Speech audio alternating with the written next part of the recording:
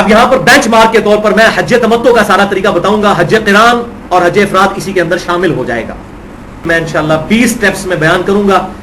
Step number 13, 10 ذی الحجہ کی رمی کرنے کے بعد یہ جمرہ کبریٰ کو صرف 7 کنکریاں ماری, اس کے بعد آپ نے قربانی کرنی ہے.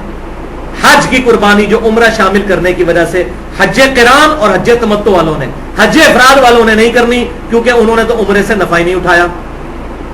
تو یہ عید کی قربانی نہیں بلکہ عمرے کو جمع کرنے کی حج کی قربانی ہے جو واجب ہے. تو عموماً بینک کے اندر پیسے جمع ہو جاتے ہیں اور وہ ٹائمنگ بتا دیتے ہیں کہ اس ٹائم آپ کا جانور قربان ہو جائے گا, اور اس کے بعد پھر آپ بال منڈوا سکتے ہیں یا بال کٹوا سکتے ہیں. بہرحال ہم نے یہی کیا تھا کہ ایک بندے کو مینا میں بھیج دیا تھا, اس نے ہمارے پورے 50-60 کے گروپ کے جانور خرید لیے تھے اور موبائل نمبر ہم نے اس سے لیا ہوا تھا. جیسے ہی ہم نے کنکریاں ماری پہلے دن کی تو اس کو فون پہ کہا کہ یہ 2 نام ہے, میں نے اپنا اور اپنی وائف کا بتایا, تو ان کے جو جانور لیے میں ان کو ذبح کر دو. پھر اس نے فیڈ بیک فون کیا کہ آپ کے جانور ذبح ہو چکے ہیں, لہٰذا اب آپ سر کے بعد جا کر منڈوا لیں. وہ ہے سٹیپ نمبر 14 کہ مینا سے واپسی پر مکہ آ کر حلق یا قصر کروائیں, پھر احرام کی چادریں کھول دیں اور غسل کر کے عام لباس پہن لیں.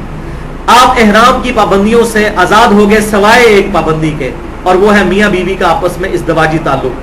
یہ جب تک طواف کعبہ جسے طواف افاضہ بھی کہتے ہیں, اور جب تک صحیح نہیں ہوگی اس وقت تک یہ معاملہ اجازت نہیں. ویسے احرام کی باقی پابندیوں سے آزاد ہو جائیں گے.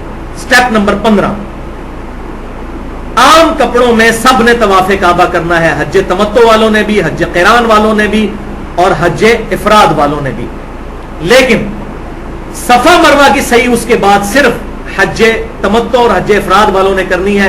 حج قران والوں کی پہلی صحیح کافی ہو گئی ہے جو انہوں نے عمرے کے ساتھ کی, کیونکہ انہوں نے پھر احرام بھی تو نہیں کھولا, اتنی بڑی قربانی تو چوپڑیاں نالے 2 تو نہیں, تو ان کے لیے پھر ایک صحیح ہے.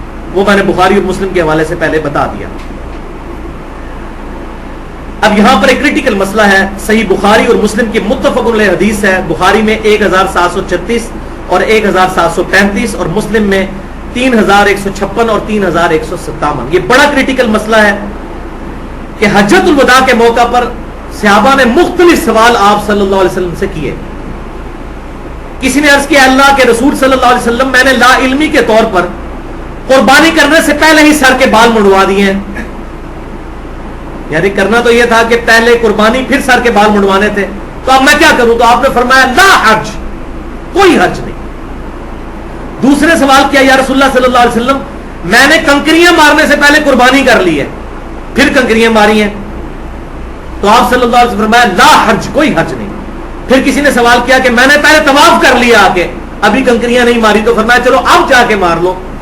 تو صحابہ اکرام کہتے ہیں جو بھی سوال ہوا تو آپ صلی اللہ علیہ وسلم نے کسی کو بھی ترتیب توڑنے کی وجہ سے دم واجب نہیں قرار دیا.